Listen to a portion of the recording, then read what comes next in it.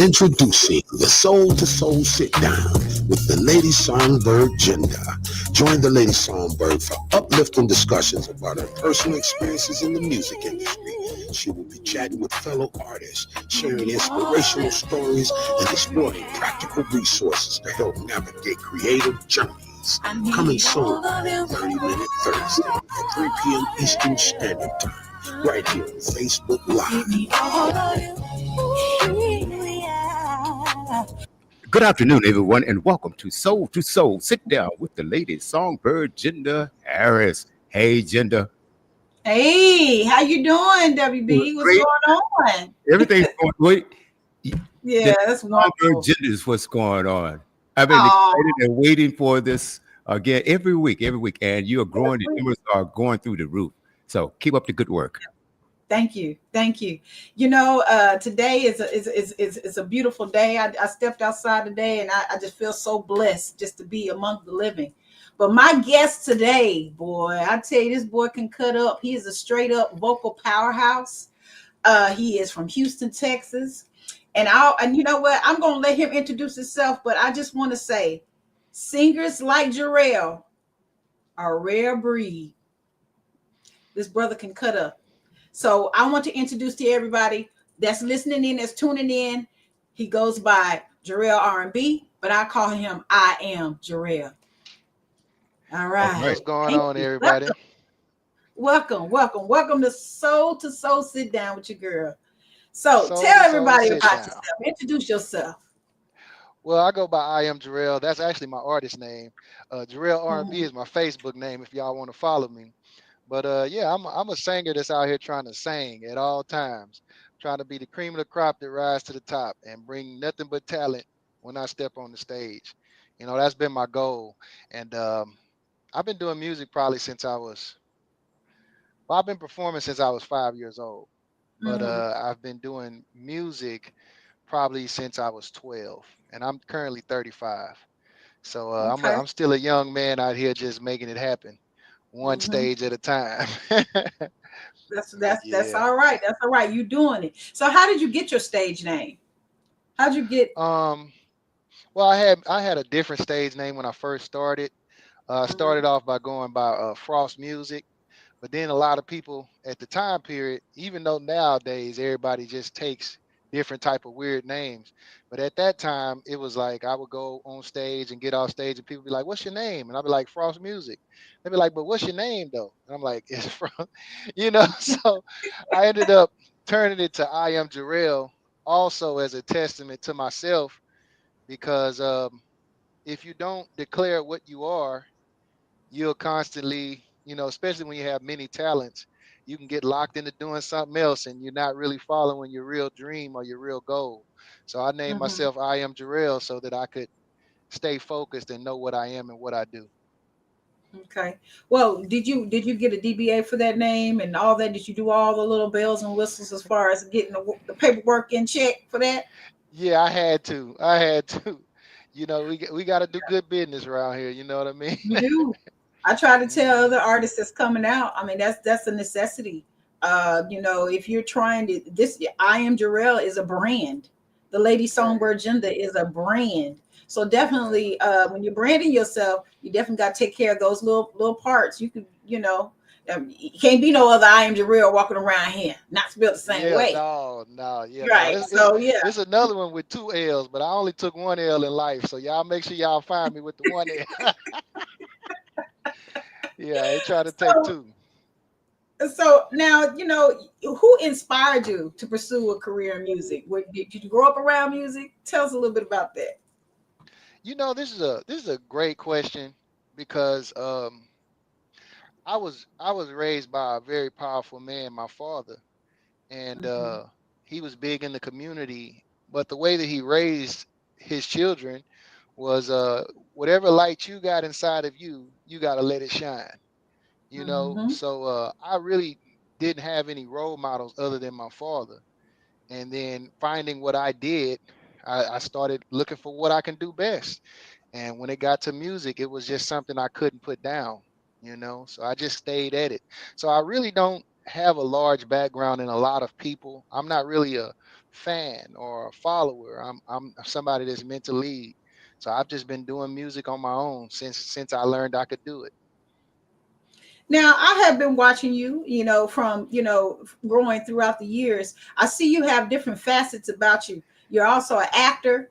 You do a lot of little things. You put your network and you market yourself, and that's a big thing when it comes to being an artist.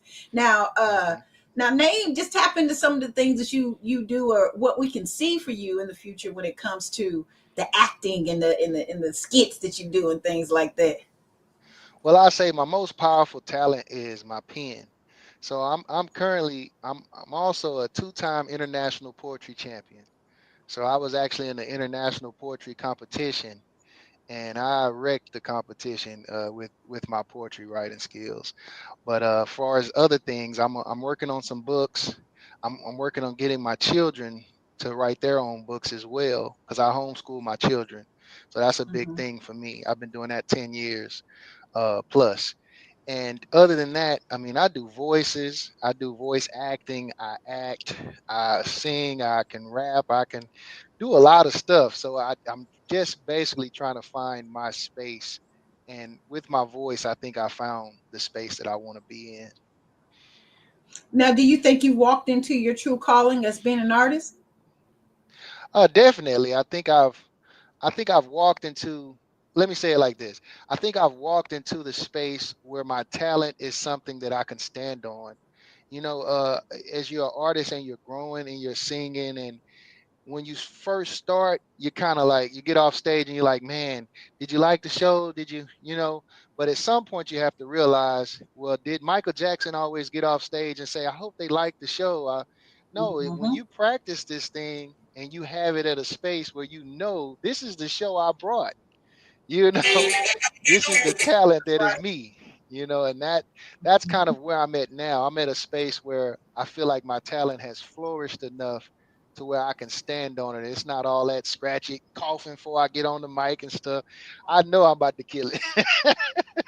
But there's a thing, that I go through it. When I hit the stage, if I don't have no butterflies in my stomach, then that show about to be bad. I mean, it's not gonna be good at all. So I look forward to having those little butterflies, and you get a little nervous. The anxiety, the nervousness, the bubble guts, all that stuff happens all at once. When you Before you hit the stage, you about to kill it. That's what I go off of. I just listen to my body. That's a good point too. But if you look at you remember the movie Ray Charles, when that one guy brought him up on stage, and the way he brought him up and then he told him to turn the lights down. I find that the bubble guts and stuff is because you have to make your own introduction most cases. But when people bring you up on stage with good energy, all that stuff go out the window, man. You get up there and do Yeah, your that's thing. the truth. That's the truth, because you get, when you time and time again you're on all these cards, and you be like, there'll be five people on the same card, and the way they like to strategize it, promoters, when they're doing the show, they do the heavy hitter, they do the main person at the end of the show, the headline at the end of the show. They started off as an opener at the beginning, and then it's kind of going trickle. It's supposed to go upwards, you Yes, see. yes. So me as an artist, kicking off a show, you definitely have to set that bar high to keep that momentum going. So Hmm. when it comes to being placed on shows, does that even matter to you? Some people say, hey, the headline is King George, and I'm opening up for him. How does that affect you as an artist? I mean, some people Like feel I like say, it's a. when back in the day, it was something that would affect me. But now that I'm where I'm at now with my voice, I really am not bothered by it at all. Whenever the show is happening, as long as you don't put me up when it ain't nobody in the room, that wouldn't make no sense. But I'll still get up there and cut up regardless. But Well, yeah, see, yeah.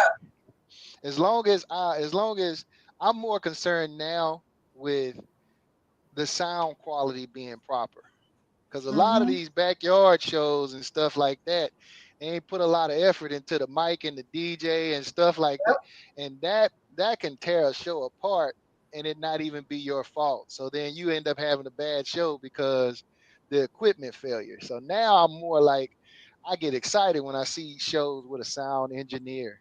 Oh man, that Do that you that's what bring I'm excited.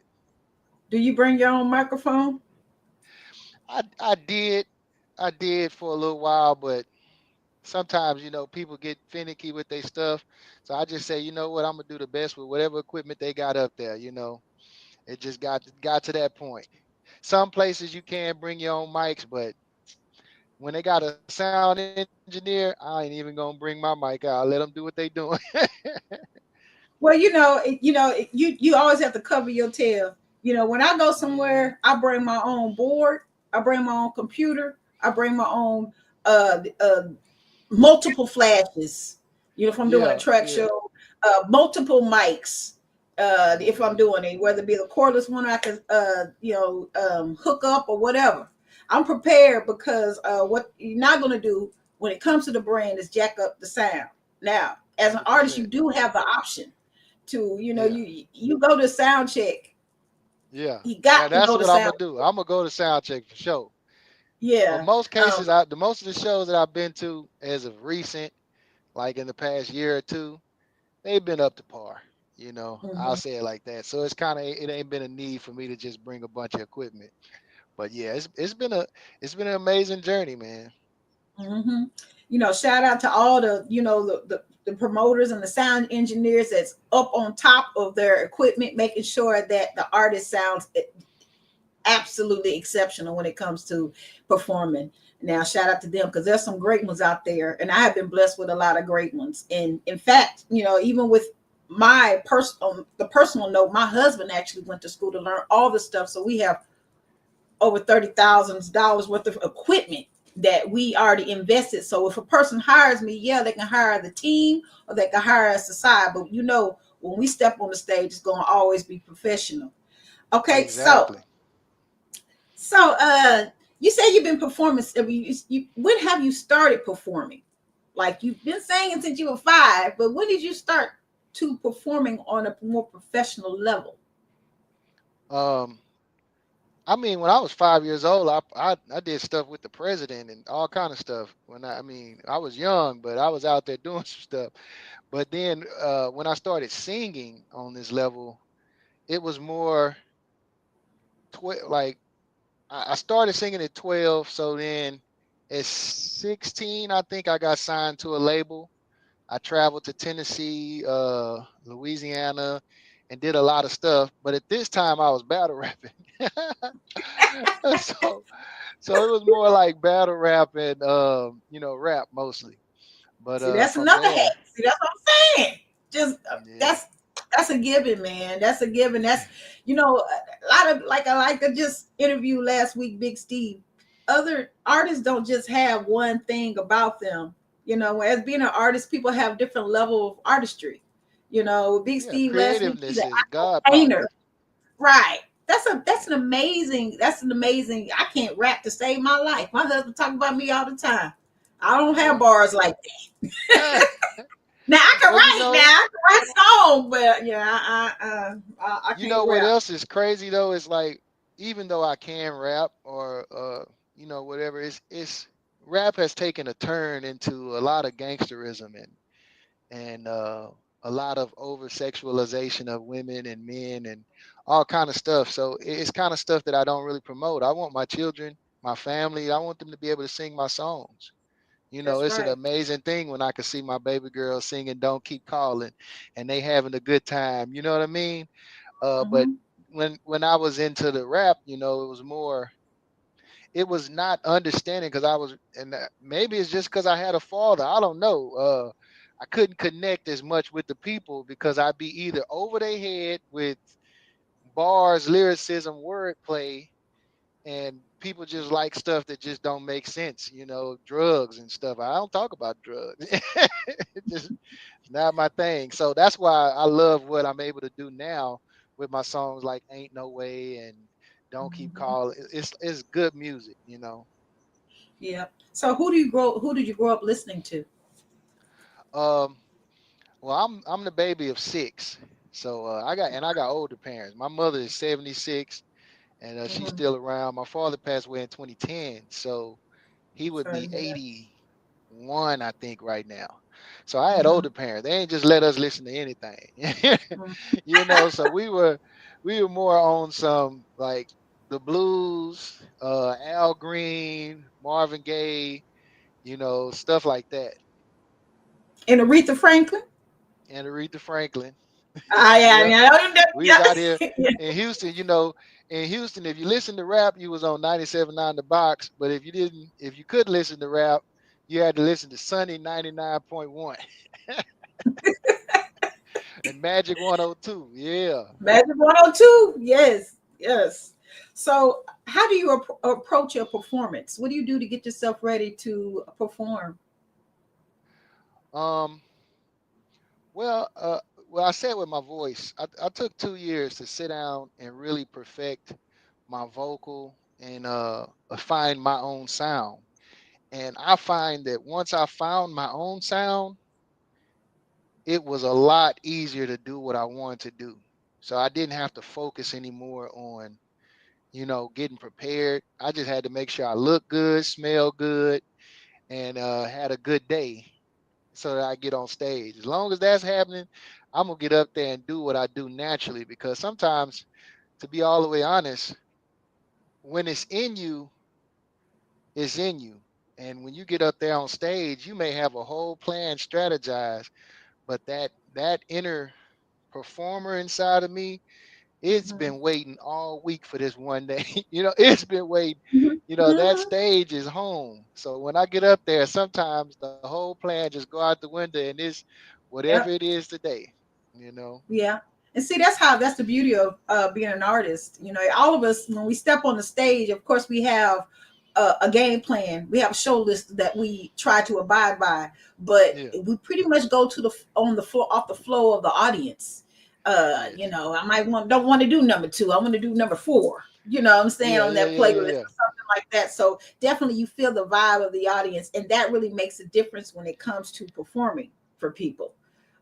Hundred A lot percent. of times, people like myself, you and I, we're powerhouse singers. So definitely when it comes to performing, uh, uh, we don't get people standing and shouting and dancing all around. They're mainly sitting down and mouth wide open in awe of what we Yeah. can do.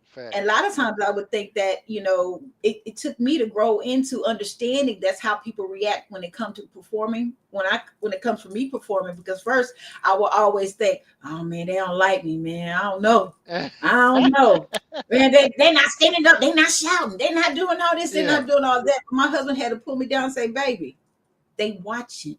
You don't see nobody Yeah. fidgeting on their phones. They engaged, and you need to focus Hmm. on that, which is awesome. So, do And you and have you know any? what?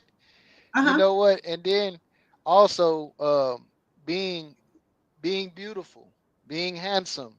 These things are also play a part in this as well, because you got a lot of people that don't want to root too hard because they sitting there with their girl or they sitting there with their dude and they try they and I find that when I'm out here singing, it be dudes be responding.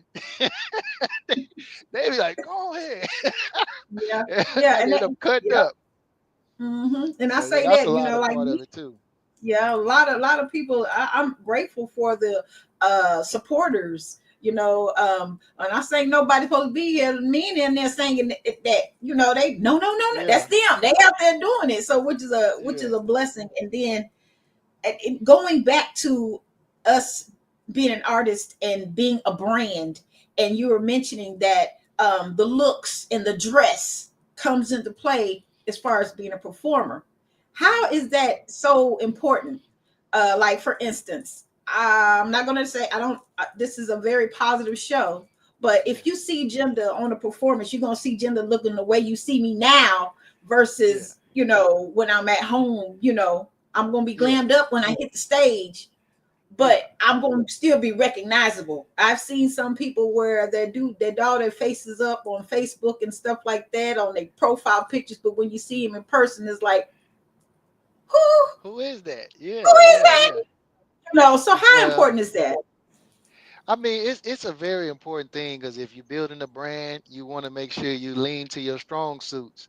And I believe that a lot of people are just, sometimes people get caught up with vanity, being too vain. I'm not saying go super crazy with it, but you definitely got to make yourself look like you're worth something when you step out. Mhm. It just is You got what to it stay in the is. part. Hmm. hmm And lean to your Now this strengths.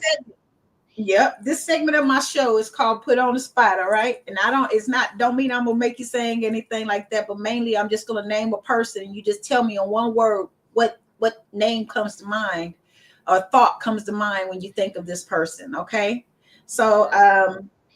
for instance, Luther Vandross, Incredible singer. Aretha Franklin, Beautiful voice.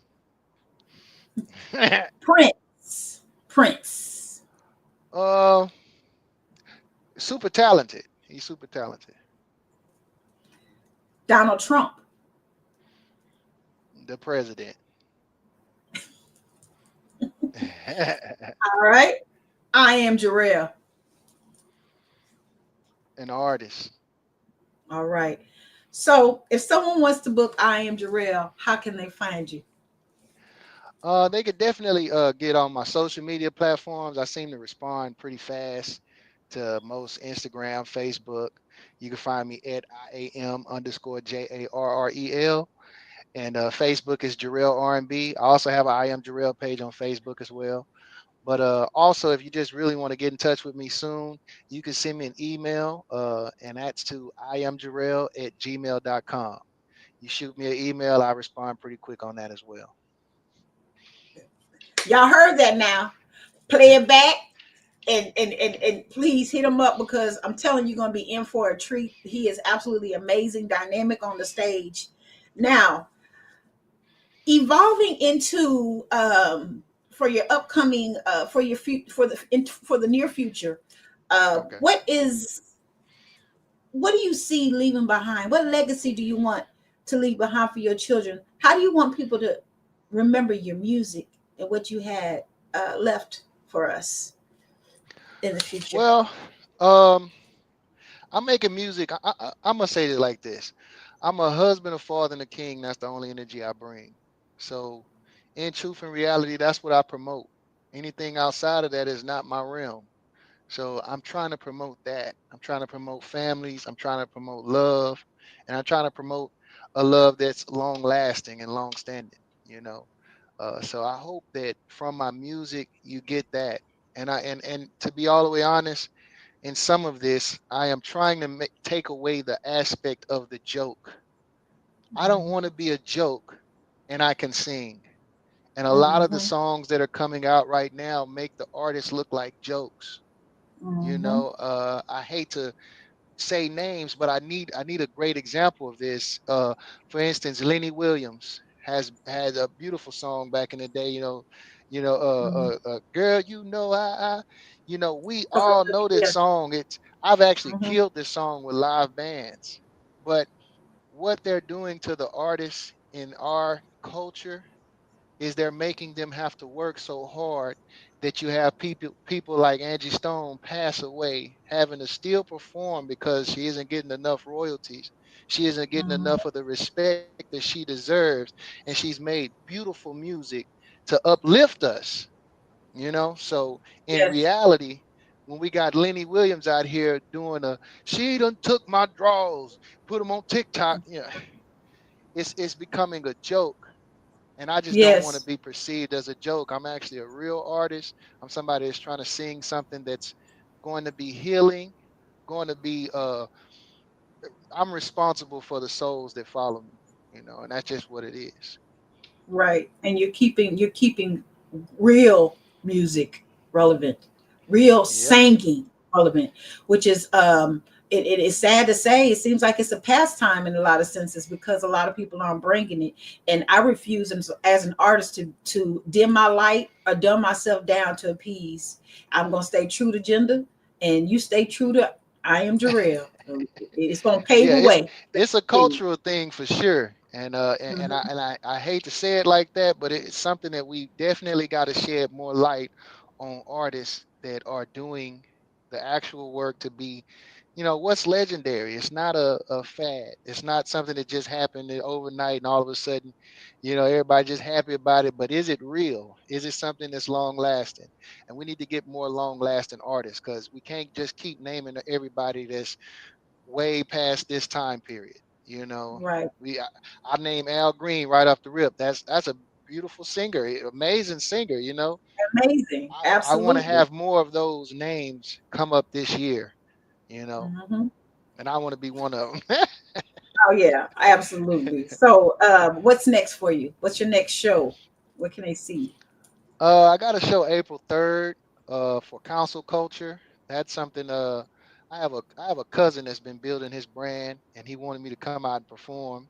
So I'm gonna go show him some love. But currently, I'm in my home studio right now, and I've been working on some amazing music.